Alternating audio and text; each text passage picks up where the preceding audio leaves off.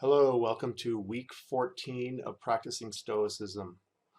We have just 1 week left after this week, and so that means we're coming to the end of the handbook.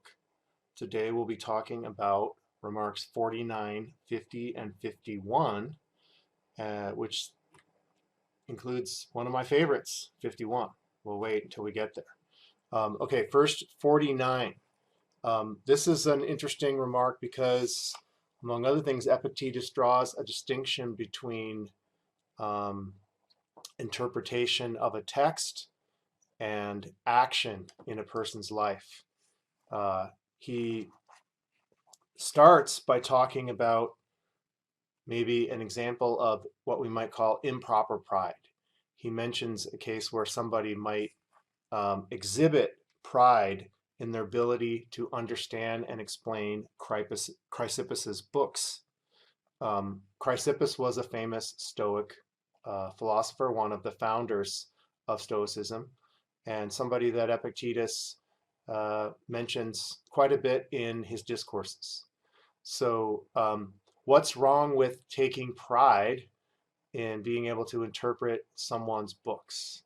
Well, the first thing that Epictetus notes is it might occur to you that maybe that just is a sign that Chrysippus wasn't a good writer, right?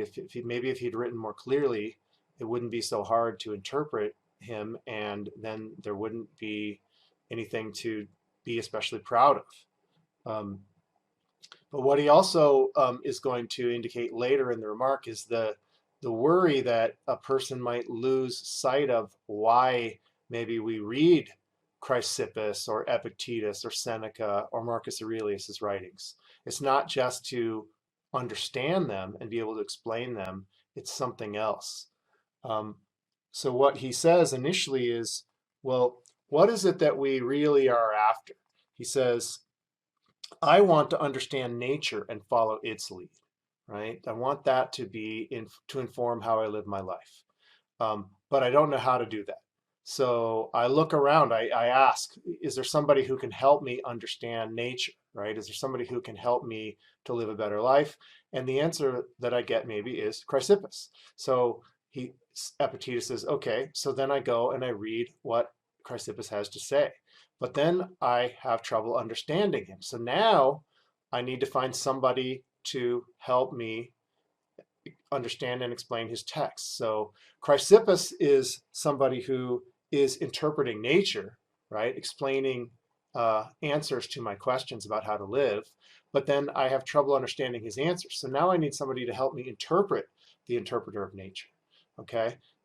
Fair enough, you could find somebody, but so far he says there's nothing particularly impressive about that. And let's say you find a good interpreter of Chrysippus, somebody that helps you to understand how to read Chrysippus's writings, right? They give you certain precepts that you then apply to Chrysippus's text, and now you understand what he says. Again, is that anything that you should be especially proud of? Epictetus says no. If you kind of get stuck there, you're losing track of the way that these philosophical ideas of Chrysippus's are supposed to inform how you live. They're supposed to be reflected in what you do, in your actions, not just in your ability to interpret certain texts. If you get stuck there, he says, it's more like you just become a philologist or a kind of literary scholar. Somebody who's focusing on the writings of Chrysippus, a Stoic philosopher, rather than, say, the writings of Homer. Not something he thinks you should exhibit pride about. And then if somebody then asks you, let's say you've been working with the writings of this person that's helping you so that you can better interpret Chrysippus, right? And then they ask you, okay, let's see. Can you explain Chrysippus's writings now? Well, now you can, right, in a way that you couldn't before. But he says the appropriate response of you is not going to be to feel good about that. It's going to be to blush. Why? Because since you understand Chrysippus's text, you know that they're sort of designed to lead to better actions. And if you examine yourself and conclude, I'm not living well in the way that I ought to, and I understand how I ought to be living based on my now better interpretation of Chrysippus, well, the appropriate response is not pride, but to blush, right? Because you realize that you fall short. Now, built into that, hidden sort of, if you like, he doesn't really come out right and spell it, but the thing that you really want is to be able to, after you understand Chrysippus, then put what you understand into practice. If you could act in a way that's appropriate, then you could properly feel pride. Okay, the second remark, remark 50, is a rather short one. And it sort of refers back to some topics that we've discussed earlier. And there's two thoughts, really. And I think looking at other translations, that maybe the translation we have isn't perfect, but let's just start with what it says. It says, in all your projects, keep to them as laws that would be totally wrong to transgress. Another translation suggests that in particular, what Epictetus is talking about are not just any old project, but the things that have been talked about in this handbook. Remember, we're kind of coming to the close of the handbook. He wants us to sort of pay attention to those things. So those things, right?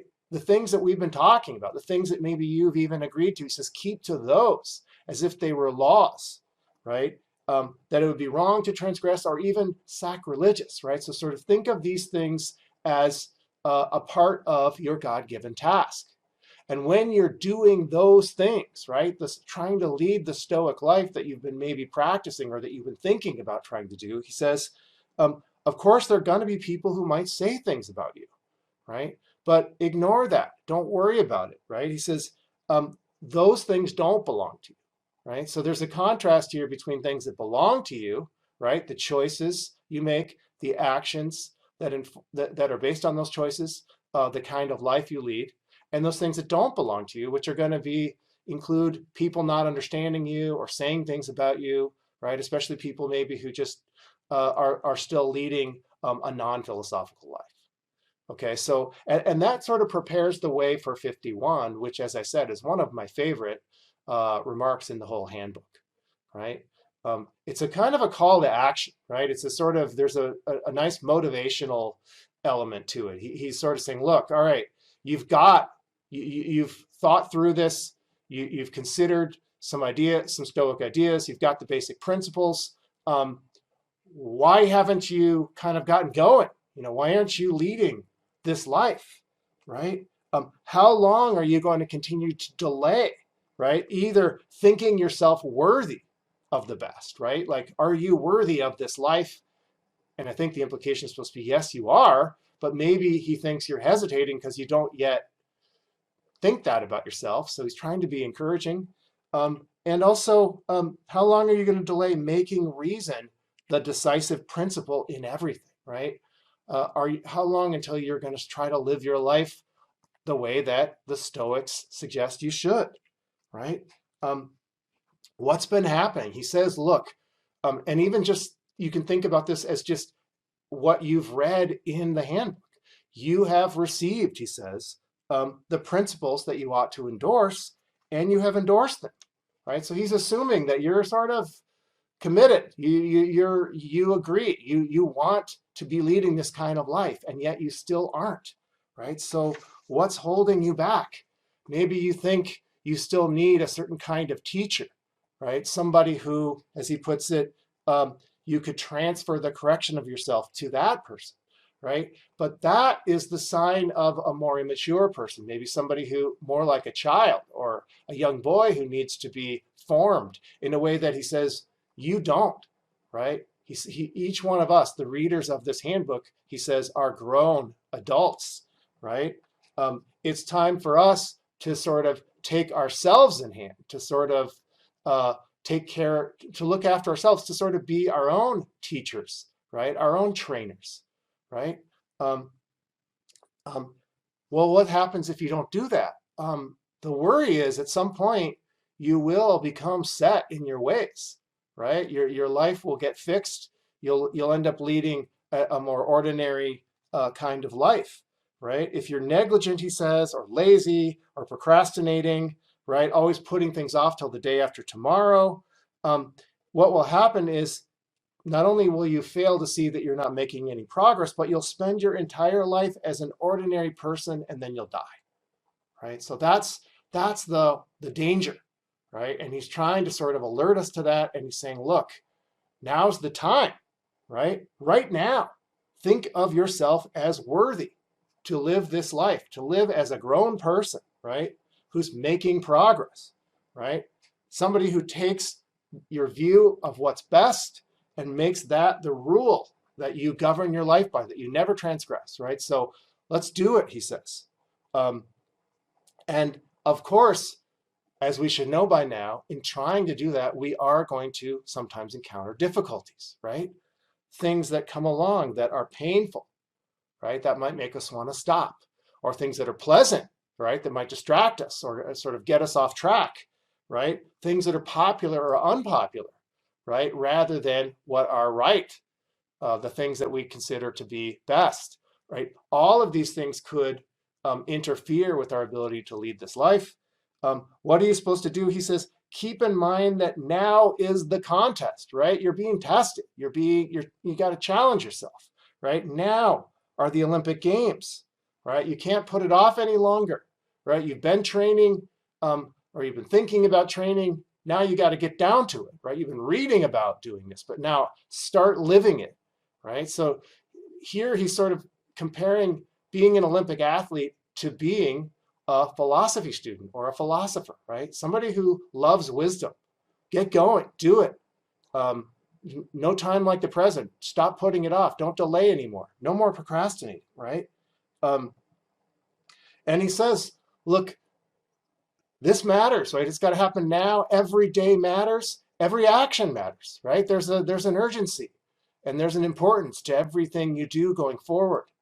And he says, this and only this way is the way to a good philosophical life. He says, this is how Socrates, one of our heroes, perfected himself, right?